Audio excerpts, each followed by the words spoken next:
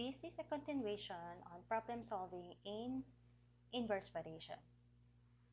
Let's have another problem. The number of days required to finish the job varies inversely with the number of workers doing the job. If 10 workers can finish the job in 6 days, how many workers is needed to finish the job in 4 days? So first thing to do is to make a representation. So we let D as the number of days required to finish the job. And we let W be the number of workers doing the job. So this problem is an example of an inverse variation. It's because we have the word inverse. So we have the first statement.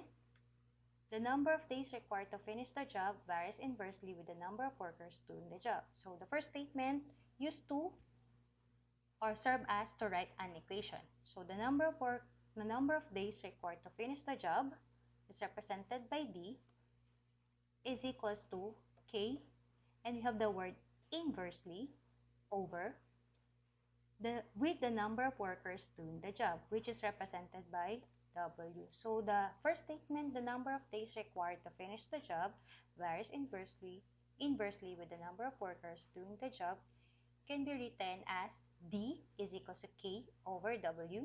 D stands for the number of days required to finish the job, and W stands for the number of workers doing the job. Bakit tayo may over? It's because we have the word inverse. Now, if 10 workers, so we have the second statement here. If 10 workers can complete the job in 6 days, so we have W, or the number of workers, is 10. And 6 days, D stands for the days.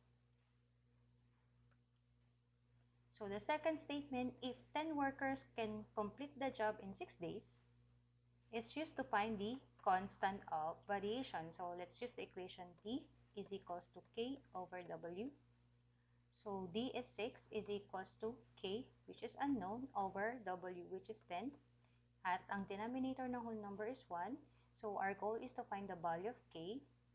So apply cross product property, which is 6 times 10 is equals to 1 times K is K. So simplifying this one, K is equals to 60.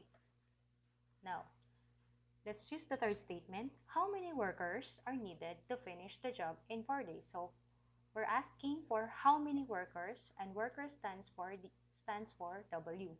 How many workers are needed to finish a job? To finish the job, so yung days yun, in 4 days. So let's use the equation D is equals to K over W. So we have D. Do you have the value of D or days? Yes, we have. That is 4. Do you have the value of K? Yes, we have it. That is 60. All over. Do we have the value of W? Wala, kasi yun yung hinahanap natin. So ang denominator ng whole number is 1.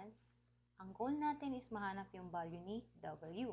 So we're going to apply cross product property. So we have 4W is equals to 1 times 60 is 60. Next, we need to isolate W and we need to remove 4 here. So paano natin matatanggal si 4 here? We're going to divide both sides by 4. Bakit kay 4 natin siya dinivide? Unang tanong, sino ba ang kasama ni W? Si 4.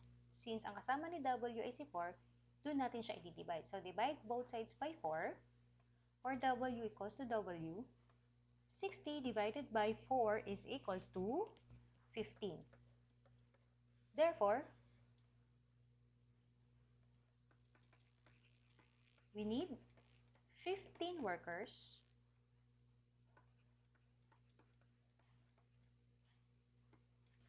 to finish a job 4 days.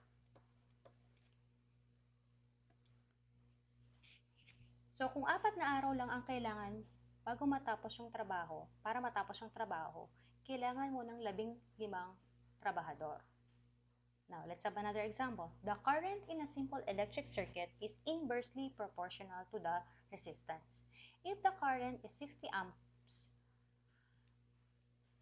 ampere when the resistance is 50 ohms, find the current when the resistance is 20 ohms. So again, we need to make a representation.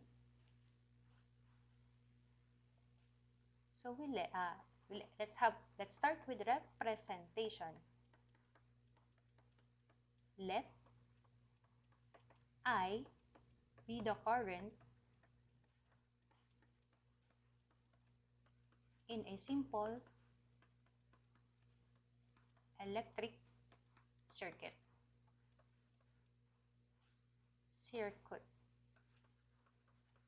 And let R be equal to resistance. So again, we have the first statement, the current in a simple electric circuit is inversely proportional to the resistance. So the first statement is used to write an equation. So the current in a simple electric circuit, which is represented by I, is equals to K. And we have the word inversely. So pag nakita natin yung word na inversely, may over tayo, to the resistance. And resistance is represented by R. So the second statement, if the current is 80 ampere and the resistance is 50 ohms, find the current when the resistance is 20 ohms. So again, the second statement, the current is 80 ampere when the resistance is 50 ohms, is used to find the value of K. So, paano natin hanapin yung value ng K? Let's use the equation I is equals to K over R. And I is 80 is equals to K over R, which is 50.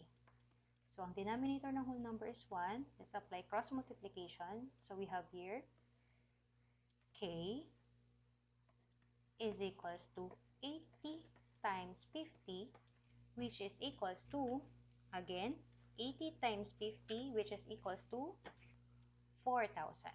So, K is 4,000. And K is equals to 4,000 is what we call the constant of variation. Now, let's proceed to the third statement. Find the current when the resistance is 20 ohms. So again, ang hahanapin mo naman ngayon, ano daw yung current? Si current ay represented by I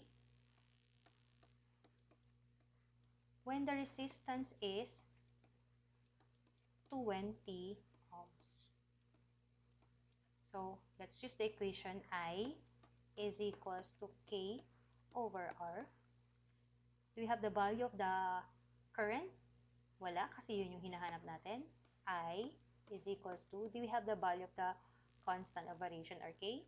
That is 4,000. Do we have the value of the resistance? Yes, that is 20. Let's divide. Let's simplify this one. 4,000 divided by 20 is 200. Therefore, when the resistance is 20 ohms, the current is 200 ampere.